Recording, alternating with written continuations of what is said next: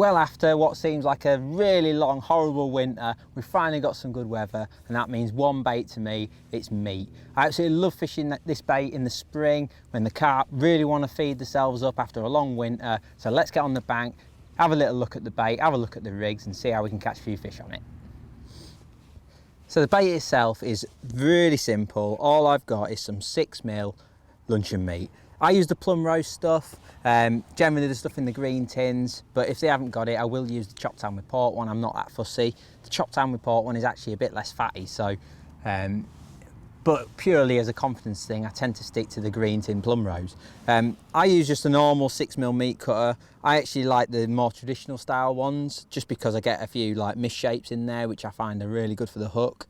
A nice big sort of double cube is actually a really nice hook bait. But as far as prep goes, I don't do anything fancy. I know a lot of people use hot water and boiling water and take the fat off it and all that sort of stuff. And while I do wash it a little bit, I don't take all the fat off it, because I think that's obviously what the fish are really looking for. That's a large part of the attraction. So all I do, if I get a few tins at home and I cube it up in the garden, I like to do it sort of the night before, and then I stick it in a bucket like this. Something that's got a sealable lid, basically. So I stick it in there, fill it up with water, and then just put my meat in it just to soak overnight. And it just gets rid of any excess fat, but doesn't, because I do it in cold water, it's still got a bit of fat in there. I know you can boil it and get it to sink at a uniform rate, and I'm sure if you're fishing in deep water, then that's really important.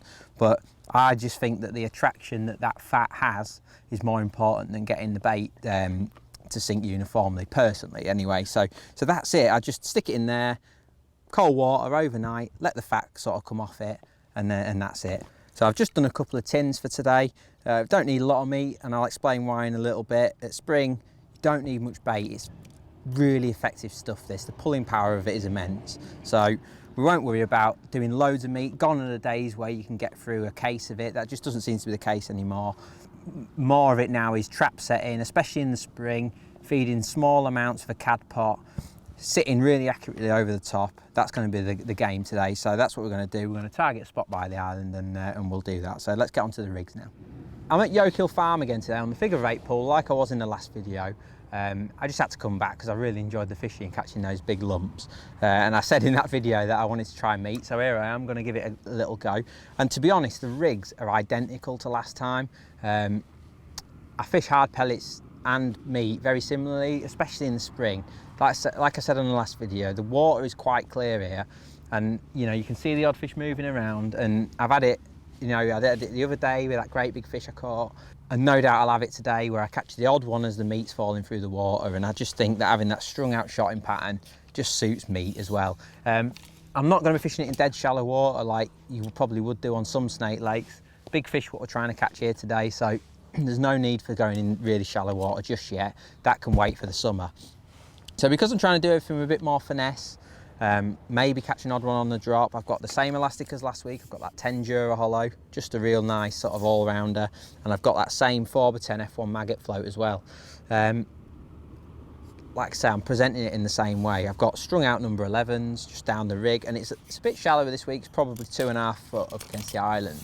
Now I've plumbed up, and just like I spoke about in last week's video, the far bank plums up really poorly. There's actually only a couple of spots where I really am confident in fishing. I'm fishing effectively, and the point of the island, I'll show you in a minute, is where I'm going to choose to fish. Now, what I've done, it's a nice slope, so I can feed accurately, and I'm actually fishing about that far over depth. You can do that with meat. They take the bait confidently. It's not like pellets. It's not the same. They actually eat the bait and they take it confidently down. So I can fish with a little bit of line on the bottom. Don't go crazy, but I can just fish with 2 or 3 inches on the bottom and sort of hold it against that slope a little bit. And obviously, because I've got that strung out shotting pattern with the last shot probably 6 inches from the hook, I'm always in touch with it. So that's kind of my theory, and I sort of just arch it up the slope until it just sits perfectly on a little bit of an angle, but I know I'm perfectly in touch, and then as soon as a fish touches it, bang, I'm in. For those interested, I've got a size 16 GPM, just a spade end, pre-tied version on 013 reflow power. I've geared up a little bit after last week when I was on the 012, that's just a pre-tied. And then I've just got a little cad pot on the end. Really accurate. I've got it right on the end of the pole tip, just as last week. You know, I want to be as accurate as possible, bang on that float. So that's the bait, that's the rig. Let's catch some fish.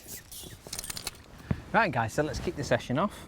I'm just going to feed to the island. I'm just going to feed just a pinch of meat. It's a funny day this is. We've got like a mini heat wave, I suppose. You all know the day I'm on about.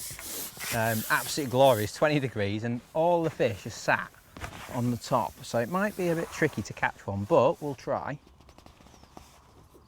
So nice and accurate on that mark. And I'm also going to feed the edge with a little bit more bait.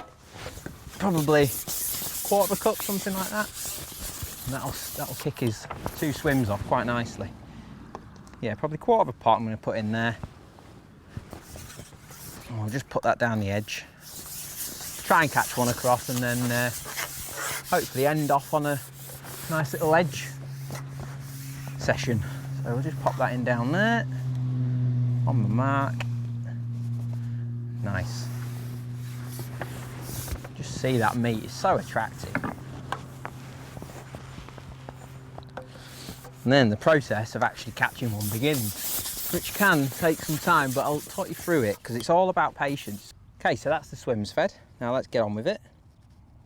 So I'm just rolling a 6mm cube on that size 16 GPM, and then I'm just going to feed every time I ship out probably 10 cubes of meat, something like that. It's about half a cad pot worth. You can get away with feeding like 3 and 4 bits, but it's a bit tricky for me to do that. I like to feed them. But basically what we're looking to do is be nice and patient and accurate. So we just pop that right on my marker. Again, you'll have to bear with me with the road noise. It's a loud place, this is. And what I'm trying to do is build a swim slowly. So we're being patient.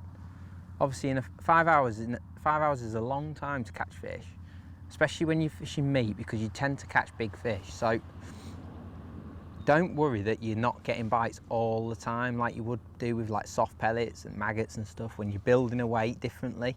When you're fishing for carp, especially on like commercials like this where there's not loads of them, you're sort of looking for smallish weights. Meat can be brilliant and you don't feel like you're going anywhere, but you lift your nets out at the end and you've got a big weight because it tends to pick out the bigger fish, but you sort of plodded your way along to catch them bigger fish. And one bit of advice I would give, especially any younger anglers watching, is you've almost got to, like, I don't know, it's like disconnect a little bit, because I've had it so many times, especially my younger years when I used to fish the Oaks at Sesse.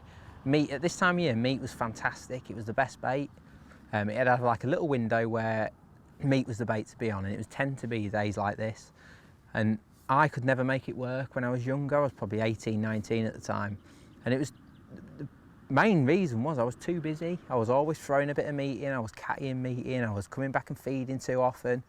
And the guys who were really good at it, Mark Calvert and people like that, would feed small amounts and sit there until they caught one. And that was the difference, and that is how this method really works. It's a slow burner, you know, it takes time. If I'd have tapped in some pellets over there, I'm sure I would have probably caught one by now, you know, a smaller fish. But because I'm fishing meat, it takes time. So don't be disheartened if you don't go across and just start bagging straight away, especially in the spring. You know, just be patient, trickle along. You've sort of got to commit to it a bit. It's not like you don't just have a bit of meat on the side tray and try it every now and then. You sort of just got to think, right, I'm going to fish meat today and I'm going to just live by the sword, die by the sword type thing, and take the fish when they come to you. You know, I'm going to have to wait. I might have to wait 10 minutes for a bite today, maybe 15 minutes for a bite at times, but touch wood, there'll be good quality fish when I catch them. So just like with the hard pellets, because the bottom is quite poor, I am probably moving my rig a little bit more than what I would normally. Normally, if it was a nice flat bottom, I'd probably feed my meat and just literally sit there. But because it's a hot day today, you know, there's fish swimming around, I can see an odd one cruising around and stuff, I am flicking the rig out probably more often than what I normally would. Yeah, if there's a fish swimming by and I can tempt it, then I will do. Not mugging per se, but just sort of trying to catch the carp's eye as it's swimming past. Just nicely, let that float settle. There we go, wallop. So you saw that, it just settled, float swung into the slope and we got one. That's exactly how you want it. Done everything right there, we've just been patient and we've got ourselves a nice yellowkill fish. So we've got that 10 Jura hollow on, which is nice and stretchy. Gives us every opportunity to land everything we hook. And I don't want this one to be too long, this video, so as soon as I get this one in, I'm gonna go down the edge and try and nail one down there. Same sort of rules apply really. Just be patient. If you don't get any bites, every 5 minutes, just sit back and feed another 10 cubes and be patient with it. Just bide your time. Keep laying that float in. Oh, lovely, nice comment. Keep laying that float in. Keep feeding it and stick with it because it gets better and better with time. So that's a nice fish.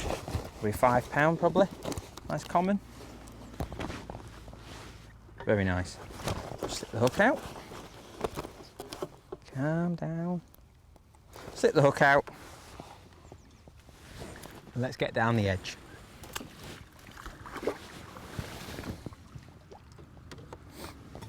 Okay, so that was a real nice fish across, £5 probably. And then it's time to try this margin because it's that time of day really. Let's put the old Stanley down. And it's same rules apply, to be honest. It's patience, it's build it up, you know. It's not like F1 fishing on a lot of venues where you only feed when you're sort of fishing a swim. Like now I go down the edge, I would still be topping that up. I'd be religiously shipping a little bit of bait out. No, you don't need to go mad, but just make sure there's some bait there. You know, it takes time to build a meat swim up, so the last thing you want to do is come off it and lose your fish. And if I am catching fish against the island, there's no need to come off it. If you're catching fish, obviously, just catch them. The margins look appealing, but when you're fishing with meat, you're generally catching bigger fish anyway. So even if you are, you know, taking your time over there, then it's worth doing. Now, this is a nicer slope to fish on. Certainly nicer than what we had against the island, but even still, I'm going to flick the rig out. Just the same deal. Same rules apply. Hold it on a tight line, because as you saw that last one, it came soon as the bait settled. Oh, we've got an indication there. Sorry, I just got to put my hand on this. It's a bit bright.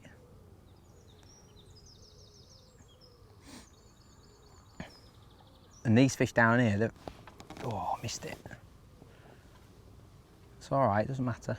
Just reset the trap, flick it in, hold it on a tight line. Presentation's everything, and bait, it's like meat, falls so slowly, the hook bait especially, it sort of holds the shot up and stuff, so you've got every chance of catching one's eye just as it's settling. So it's such a good bait to use like in the spring and stuff. But likewise, it's brilliant when you just got to sit there on the bottom with a big bait on. Now you may think, why am I using like 6mm and not like 8mm cubes? Now, that's just personal preference really. If I was fishing just for massive carp on a big water, Blarford, Belingi, place like that, I probably would just use 8mm. But here, I just think a 6mm suits this sort of stamp of fish. You know, they are generally sort of £4 to £8, and I just think that 6mm size is perfect. So bright today, it's unusually warm for the end of March. 20 degrees today, glorious day to be out. Even saw an osprey earlier, which is obviously a rare treat for this country. As you watch this, it'll be next week, but as of yesterday, matches are allowed again, so great time for us match anglers to be able to go and do what we love. So, you know, for anyone watching this who hasn't been out yet, I hope you're getting out this weekend and weekends to come. There we go, down the edge. Lovely. Doesn't feel like a big fish, but that doesn't matter. We'll take what comes. It could be a good one. Try to catch 2 down the edge, I think. Again, it's far cry from the summer when we're using like 15 and 17 Jura slip down the edge and size 10 hooks and stuff. We're just using our normal tackle. The key is just getting the fish out at this time of year. I'm going to utilise this little bush roller.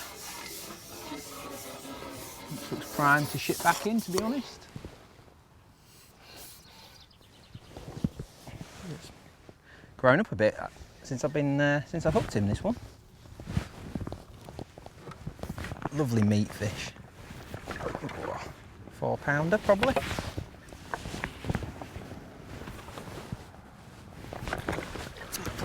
Nicely done. So we'll try catch one more for you guys. Oh, it's a bit bigger than that. Doing him a disservice. Nice mirror. Lovely maureen, as Des would say. Look at that. Nice deep fish, 5 pound of anyone's money. Classic meat fish, hooked in the top lip. Beautiful. Stick him back. And we'll repeat the process. A few shot of moves there, so I'll just shove them back in place. Again, you know, it's that strung out shot in. You know, in this day and age when everyone's using bulks and stuff like that to see a bite quickly, you know, sometimes you've just got to get a bite, and having strung out rigs gives you so much versatility when it comes to presentation, and obviously hooking fish come in as soon as the bait settles and all that stuff. So obviously the bulk will come into play when the fish go in shallow water and stuff, like really shallow water, and get the tails out and get their heads down. Brilliant. But for this, you're fishing on a slope, fishing away from the bank a little bit. This is the way, in my opinion. Nice strung out rig or a strung bulk. Something that just gives the fish the chance to see it on the way down. So we lay that right on top of the bait. Real accurate. I'm on the end of my pole, so I can't be out of, you know, just can't be in the wrong place. Oh, another indication there. Don't think it'll be long before I catch another one.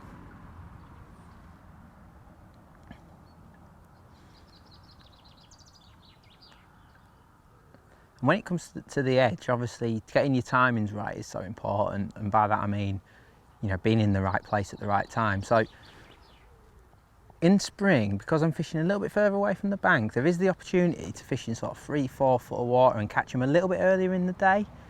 That's not a gospel though, that's just, you know, if you've got a special peg like this, there's such a long way between me and the next guy in a match that I'm sure this bridge would hold fish and I could probably catch it down there a lot of the day.